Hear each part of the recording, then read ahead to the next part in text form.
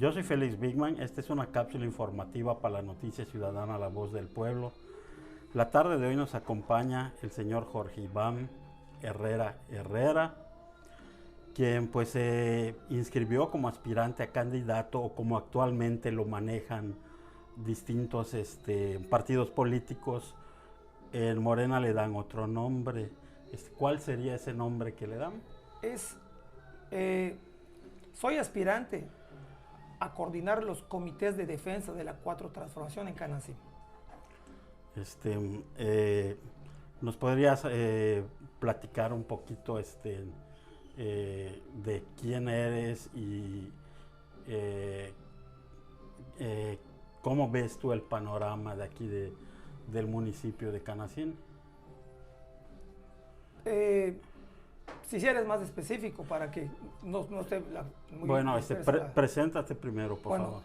Soy Jorge Iván Herrera, soy originario de Canacín y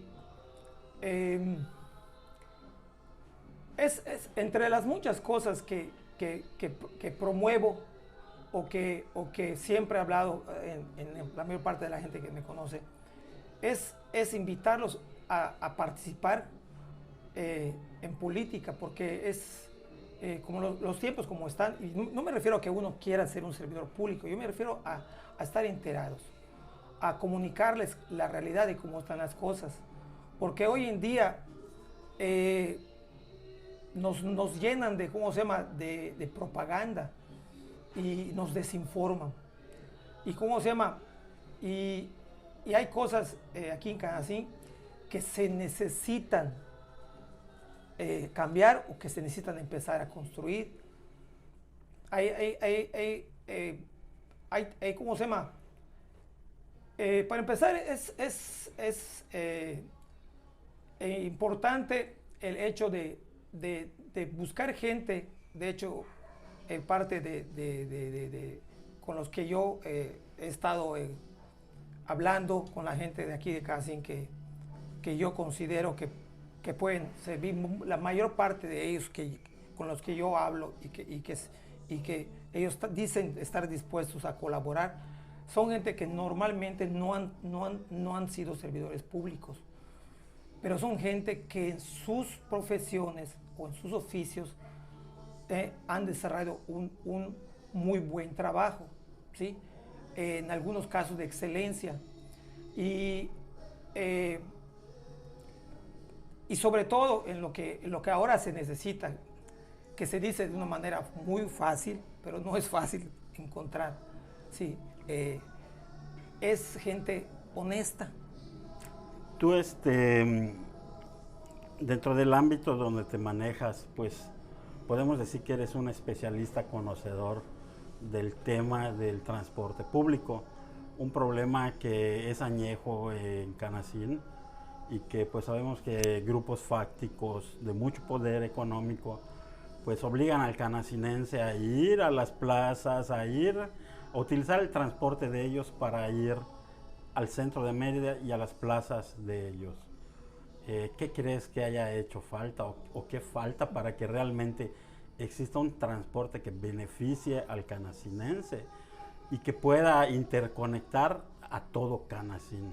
Bueno, en eso voy a ser breve y no entrar muy detallado porque es tan extenso el tema y nos va a llevar mucho tiempo. Y además, sí, no faltará quienes piensen que estoy pensando en mí o en mi familia nada más, y nunca ha sido el caso. La gente que me conoce sabe que no. Gente que me escuchaba y que pensaba que era un asunto familiar o personal. Sí, pero yo en este momento nos estamos refiriendo a ti de acuerdo a las aspiraciones políticas y a la visión política que tú tienes dentro de ese ámbito. Yo pienso que desde hace mucho tiempo hasta el día de hoy y actualmente con lo que estamos viendo, mucha gente está inconforme con justa razón. Vemos ejemplos en Mérida, pero también tenemos que hablar de Canacín. No están pensando realmente en, ¿cómo se llama?, en el ciudadano. O sea, tanto en las leyes internacionales como nacionales y estatales, agarras un librito, llámalo en este momento lo que leí hace rato, el Estatuto de Morena, el antiguo, que tengo en mis manos. Y podrás ver que se habla de monopolios porque no son buenos, o sea, porque la ley los prohíbe. Bueno, en su afán de tener un monopolio, pues crearon un desabasto, y ese desabasto lo están sufriendo en todo el estado y está sucediendo en este momento en Canasí, y la gente lo puede decir. ¿Por qué? Porque una de las muchas cosas que quitó el actual gobierno, pero precisamente buscando el malestar de la gente para justificar el despojo que le estaba haciendo a la mayor parte de los transportistas, que en gran parte muchos de ellos, obviamente estoy incluido, mi familia está incluida, en su momento trabajaron durante muchos años sin tener ni siquiera participación, ni siquiera recuperar sus ganancias en su momento. ¿Por qué? Porque hicieron rutas donde no subía casi nadie. Entonces, la figura del mostrengo, por ejemplo, por dar un ejemplo, lo desaparecieron. Entonces, realmente en las horas pico siempre deben de meterse más unidades, aunque después se tengan que parar una parte. Pero es tan detallado el problema y es tan evidente. Aquí lo podemos ver en este momento. Realmente se van entrelazando. O sea, se van entrelazando. También tiene que ver la falta de planeación urbana. O sea, y también volvemos a lo mismo. Sé que es un tema que realmente cansa, fastidia porque lo escuchas, pero es que es la realidad. O sea, el favoritismo, y en este caso la corrupción, sí, que está en su máxima expresión aquí en Yucatán, ¿sí? A nivel estatal y municipal, es lo que realmente perjudica. ¿Por qué? Porque vuelvo a lo mismo, y no quiero ser repetitivo, pero su afán de monopolizar el transporte por un pequeño grupo de personas. Hay una empresa, pero pues en esa misma empresa hay funcionarios del gobierno, o sea, activos. Es un conflicto de intereses, tráfico de influencias, o sea, hay un cóctel de sus probables delitos. Entonces, realmente, si pensaran más en la población, ¿sí? Permitirían que se dé el servicio. ¿Por qué? Porque, ¿por qué razón o cuándo hemos visto bien que si en un lugar ponen un servicio, ¿por qué tienen que quitar el que hay? ¿Dónde está lo que es la competencia leal? Sabemos bien que cuando hay 1, 2 o 3 servicios, ¿qué es lo que sucede? Pues hay competencia. Hay competencia. Entonces eso se llama competencia. Pero el tema es muy, muy extenso. Realmente, pues ahí está la gente. O sea, no hay como que le preguntes, no a un concesionario, ni a uno que pretende un puesto público. Pregúntale a la gente y vas a ver al usuario. Pongo un ejemplo, porque lo subí en mi perfil hace poco, cerca de donde yo vivo, que yo puedo pasar, porque todavía puedo moverme, pasar, y aún así puedes tropezar. Pusieron un espectacular en una calle donde no hay donde que pases. ¿Y qué va a pasar esa gente de la tercera edad? Lo obligan a bajar. ¿Y qué va a pasar cuando alguien pase en su andandero o en su silla de ruedas? Van a ocasionarle un accidente. Entonces, a esa persona. ¿Y qué sucedió? Nada.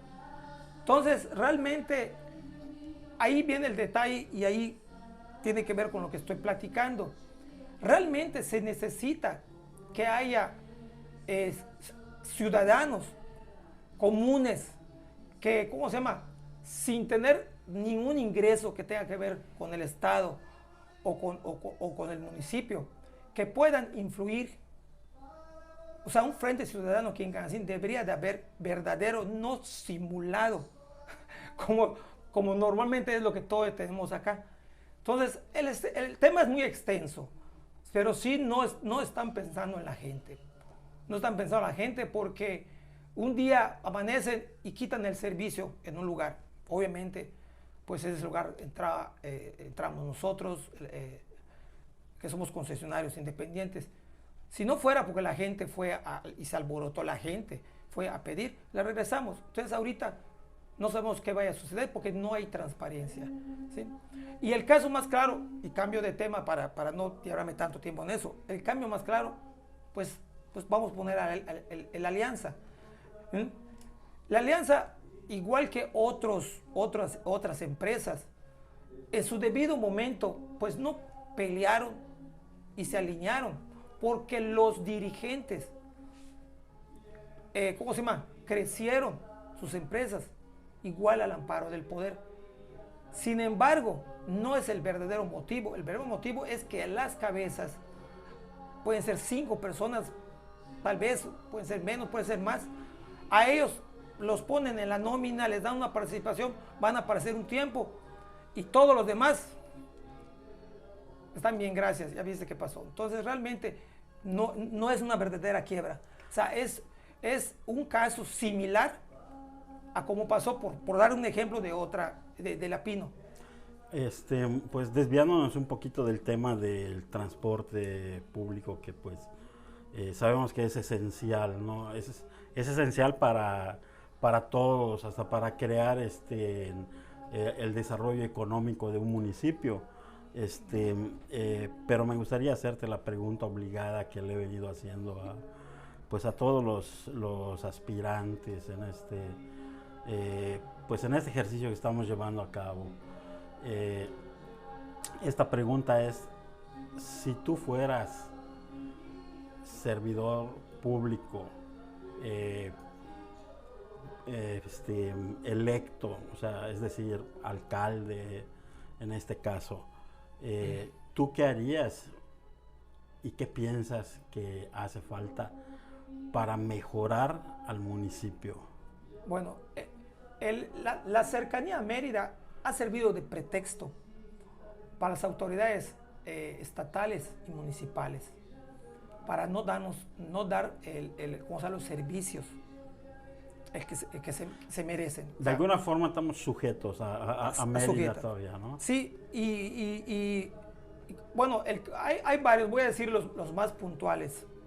Y cómo se llama, y cuando me preguntas si quieres preguntarme más específico de algo, pues te contesto. Mira, un ejemplo. Hace poco un compañero, o algunos compañeros, porque no solo fue uno, cuando yo les dije que una de las cosas que se necesita en Canacín es un hospital de alta especialidad. Oye, me dice, sí, no es de acá, no es de acá. Y entonces me dice, oye, pues vale más de 300 millones de pesos. Hay el dinero. Claro. Hay el dinero. O sea, el dinero debe ser federal y estatal, no precisamente tiene que ser municipal. Entonces, gestionar y no tratar de ser un político buena onda para que quedes bien con los jefes. No, si los tienes que molestar, moléstalos. ¿Por qué? Porque eso se necesita. Cada vez que hay algo, no sé, análisis, o tienes un problema mayor, aquí no te atienden. Ahí tienes que, entonces, se necesita, no precisamente tiene que estar en el primer cuadro, ni en el Canacín en el medio centro. Esa es una de las cosas, un hospital de alta especialidad. Y los que ya tenemos, todavía hace poco hablé con la doctora con la que consulté, y cuando le toqué el tema, tuve que decirle, doctora, no le quito más su tiempo, ya me voy, porque pues hay gente esperando. Se necesita urgentemente en Yucatán y en Canacín que se atienda realmente la salud mental. Tenemos desde hace no sé cuántos años a nivel nacional, Yucatán es el primer lugar en suicidios y Canacín es el primer lugar estatal, porque realmente no le están dando atención a la salud mental. También, ¿cómo se llama? Hay lo educativo, en cuestión de la educación. En la educación es una de las cosas que, aunque está plasmado en la Constitución, pues es una de las tantas cosas que es letra muerta. Entonces yo tengo entendido que el gobierno federal es parte de lo que quiere cambiar. Bueno, aquí se necesita una universidad. Se necesitan más preparatorias y se necesita una universidad. Canacín debe tener una universidad y también es gestión. Y no que después que logres llegar, ya después se te olvida. No, aquí no, o sea, se debe de hacer una universidad. Yo pienso que eso es necesario. También hay que recordar algo y tengo gente conocida, no voy a nombrar porque no vayan a decir que estoy de publicidad a nadie, pero no se le olvida que Canacín realmente es la cuna del teatro regional yucateco. Héctor Herrera Escalante, el abuelo de Cholo, era carnicero y aquí, ¿cómo se llama? Se le ocurrió un día empezar a actuar con sus primos. Daniel, el Chino Herrera, Fernando Herrera Sacuja y varios más. Y ya posteriormente, como pues les fue bien, fue un éxito, pues dejaron pues, la carnicería y se fueron a abrir su teatro en Mérida. Entonces, y hay quienes llegaron hasta participar en la época de oro, como es el Daniel el Chino Herrera, en muchas películas. Y entonces está en varias con Cantinflas. Entonces, aquí yo tengo entendido que hay un proyecto que el actual presidente municipal desechó o no lo ha tomado. Es que aquí debe haber una escuela de teatro regional yucateco, entre otras cosas, ¿sí? Entonces, también hay algo que casi nadie quiere tocar, pues porque son muy precavidos, ¿sí? Y tienen un poco de miedo. Pero no puede ser que nos impongan aquí a un director de la policía o a unos comandantes que están abusando de la autoridad y arriba se los permiten. Debe haber un frente ciudadano que no tenga que ver nada con el municipio. O sea, hablo de dinero, ni tenga nada que ver con el Estado, para que podamos nosotros poder exigir una policía más humana. Un ente vigilante de esos servidores públicos. Algo que no sea una simulación. ¿Por qué? Porque si un elemento o un comandante no está haciendo las cosas bien y se está haciendo de la vista gorda, como normalmente sucede, ¿sí? Entonces, que lo manden a otro lado, no aquí. Sería todo lo que tienes que... No, realmente hay muchas cosas más, pero lo que consideres tú me puedes preguntar. Bueno. Hay bastantes más cosas. Ejemplo, otra cosa, que hace rato me desvié un poco del tema y no lo dije. Aquí, ¿qué es lo primero que te dice una autoridad cuando va una persona a quejarse de su calle o a quejarse del alumbrado o algo? No, es que no está municipalizado. Bueno, ¿y por qué lo permitieron? Entonces no puede ser, no es un favor. No es un favor. O sea, debería de hacerse obras, aunque no sean espectaculares ni llamativas, pero necesitan que se dé atención y municipalizar esos fraccionamientos. Se debe municipalizar. Aquí en Canacín, a pesar de pues todas las adversidades que han atravesado durante toda la historia de Canacín los pequeños productores, pues hace falta también un apoyo a estos agricultores que pues puedan tener un lugar donde vender sus productos. ¿Tú qué piensas al respecto? Yo tengo entendido que unas pocas personas tienen el proyecto de hacer aquí ¿cómo se llama? ¿Cómo se dice? Centro de abastos. Pero la traba, ¿dónde ha estado? La traba ha estado, pues en el gobierno, o sea, no se los permiten. Pero siendo más específico, realmente aquí, ¿cómo se llama? Ahí entra otro punto que es también delicado, o sea, el asunto agrario. O sea, realmente, sin tener los datos exactos, las cifras exactas en este momento, pero los últimos 5 décadas aproximadamente, pues Canacín ha perdido cerca del 10% de su territorio y muchos de esos eran tierras, ¿cómo se llama? Para la agricultura. Entonces yo creo que que yo sé que hay un ¿cómo se llama? Por parte del Ejecutivo Federal, yo sé que hay un programa que es un precio, una garantía. Ahorita no recuerdo cómo se llama, cómo se dice, pero un precio de garantía. Entonces, se debe retomar y una de las cosas que se necesita es que realmente sí se escogan, en el ejido se escogan, ¿cómo se llama? Comisarios ejidales. Normalmente los imponen. Entonces realmente, siempre es el mismo tema. El asunto aquí es la corrupción que impera ¿cómo se llama?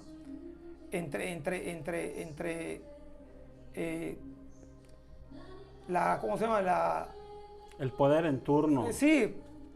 Y las oligarquías, ¿no? Entonces, el tráfico de tierras es muy complicado porque realmente no quiero tocar temas tan fuertes, pero ya hay quienes están participando en Morena, algunos que están incluidos en eso. Pero bueno, que han sido partícipes, que han sido partícipes. Se asoman con la bandera de Morena. Entonces, por eso hay un frente dentro de Morena que estamos tratando de evitar que lleguen a puestos públicos para hacer lo mismo que hicieron en sus partidos y lo mismo que hicieron cuando estaban en alguna otra secretaría. Hay un tema polémico, o sea, también pues dentro del asunto partidista, ¿no? Dentro de la vida partidista de Morena, de este temor de la imposición. ¿Tú qué nos puedes comentar al respecto? Pues es muy obvio, es claro que en las pasadas elecciones, grabé ahorita un pequeño video donde especifiqué para evitar que yo tenga que estar hablando con tanta gente que me preguntaba en la calle. Entonces, eso va en contra del movimiento. Si tú abres un estatuto, es lo primero que vas a encontrar. O sea, no la imposición, no el autoritarismo, y habla de democracia. Y cómo se puede, cómo puedes tú hablar de eso. Bueno, pues dando el ejemplo. Entonces, se tiene que dar el ejemplo. O sea, es lo mismo que tú le digas a tu hijo, no fumes, a un niño pequeño, no fumes si tú estás fumando. No tomes cerveza y si tú estás tomando, no insultes, estás insultando a cada rato a tus hijos, a tu vecino. Entonces, realmente, aquí es con el ejemplo. O sea, tiene que ser más transparente. Tiene que haber transparencia para que de esa manera sí sea de verdad una democracia participante. ¿De qué se habla o qué es lo que se suele decir? Que los que llegan normalmente a una candidatura hablan de democracia, sí, pero esos que pusieron en la vitrina y que están en una boleta, no, a veces o casi siempre, o en la mayoría de los casos, no lo escogió el pueblo, no lo escogió la gente. Y los estatutos de Morena dicen que el pueblo debe de escoger a ¿cómo se llama? A sus representantes. Entonces, he ahí la lucha que tenemos los de Morena de base, para que recuerden que eso no puede volverse letra muerta como sucedió anteriormente. O sea, eso no es democracia, porque te dicen, aquí está, son los que hay y por uno de ellos tienes que votar. ¿Qué es lo que suele suceder? Bueno, los padrinos políticos normalmente que tienen, no sé, algunos tienen 5, otros tienen 10, otros tienen 15, otros tienen 20. Bueno, pues, dan recursos, sí, pero ¿a cambio de qué? Cuando llega uno ya está comprometido por quién sabe cuántos. Entonces, ahí está. Entonces, ¿cómo vas a poder trabajar honestamente y en beneficio del pueblo, y no se le olvida algo importante. O sea, que si tiene que haber alguna preferencia, tiene que ser a los más vulnerables. De eso habla el partido. Y son los que menos cuentan en la toma de decisiones. Y la gente debe de participar. Pero hay un desánimo. ¿Por qué? Porque pues hay cosas que no son transparentes y estamos buscando que no sea una manera tramposa. Tiene que ser, tenemos que dar el ejemplo. Si no, esto no funciona. Sería un retroceso. Así es, así es, así es. Pues, y algo importante, hablar de propuestas, pero hablar de cosas que se puedan lograr y que no solo se plasmen, no solo demagogia, se plasmen en un papel para que llegues y le digas a la gente lo que quiere escuchar. Ya te apuntaron qué es lo que quieren escuchar. Claro, porque hemos escuchado, sobre todo en estos tiempos de campañas y precampañas, demasiada demagogia, cosas que pues no cumplen ni van a cumplir, y muchos de estos que se están candidateando actualmente ni siquiera terminaron un buen periodo en su encomienda anterior como servidores públicos y quieren buscar la confianza de los ciudadanos, ¿no? Sí, sí, que es una de las cosas que yo me pregunto. Y me encantaría que alguien me pudiera contestar, y espero que alguien lo conteste en los comentarios que van a ver. ¿Por qué, si se quedan de tanto los de los gobiernos anteriores, y tenemos que empezar en casa, y vamos a hablar de casa, los funcionarios, los que están en turno, por qué razón aprueban las cuentas del que acaba de salir? Me gustaría que me lo respondan. Ahí tenemos que empezar. Debe haber auditorías, debe haber transparencia. No necesita que alguien te lo siga, que meta un documento. Debe de haber transparencia. No sé cuánto, semanal, quincenal. No, yo creo que semanal será más que suficiente para que haya una página donde puedas ver los gastos que hay. Y otra cosa que hay que tomar en cuenta, además de saber en dónde va a parar el presupuesto, también saber si prestaron dinero, y si lo prestaron, ¿por qué lo prestaron? ¿Por qué y a quién, no? Porque hay tanto dinero prestado, porque el que llegue va a tener lo que pagar.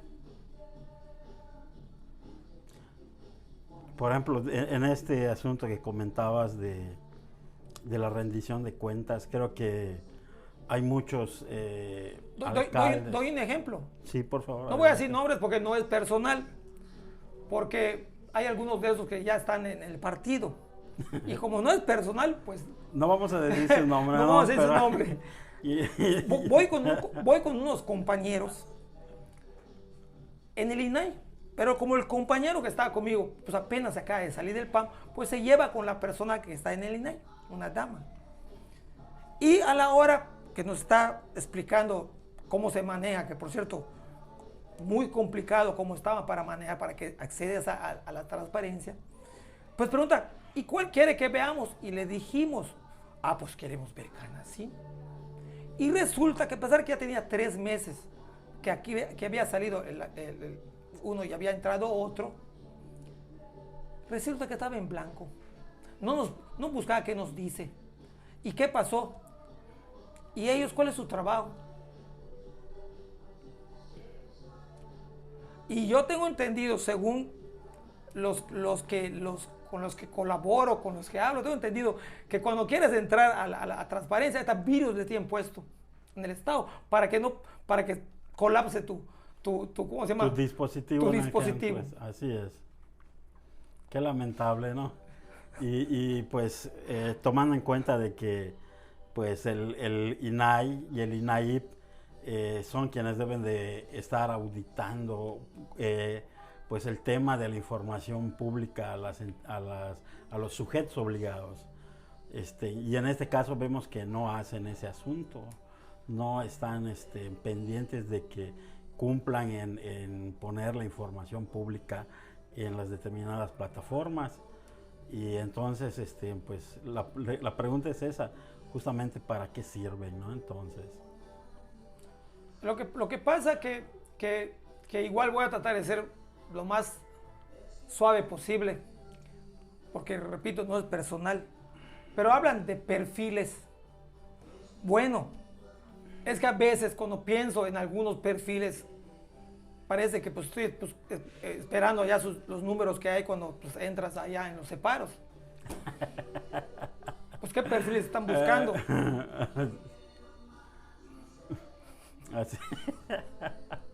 Así es, estimado Iván. Pues, pues no sé, algo más que quieras comentarnos antes de que concluyamos esta breve entrevista. Es importante que la gente participe y que se informe. Porque realmente, como siempre lo he dicho, la información es poder. Entonces, hay que participar y es importante, ¿cómo se llama? Pues debatir con respeto y cuando lleguen los tiempos salir a votar, pero pues hay muy buenos oradores, campeones hasta en ¿cómo se llama? En oratoria, pero ¿qué hicieron cuando estuvieron en el poder? Es lo que hay que ver. Hay que ver a los actos si más que las palabras, ¿no? ¿Cómo obtuvo lo que tiene? Así es. Porque hay maneras. Si uno busca hacer dinero, pues ahí está la iniciativa privada. Ahora se trata de tener vocación de servicio. De eso se trata. Y lo dice en las primeras páginas que lees de los estatutos de Morena. Pues, Iván, te agradecemos que pues hayas compartido esta pequeña charla, esta pequeña entrevista con pues nuestro auditorio y pues esperemos que no sea la única vez y poder tenerte otra vez en otra plática, en otra entrevista. Y pues amable auditorio, sin más por el momento, nos despedimos de ustedes. Él es Jorge Iván Herrera. Yo soy Félix Bigman.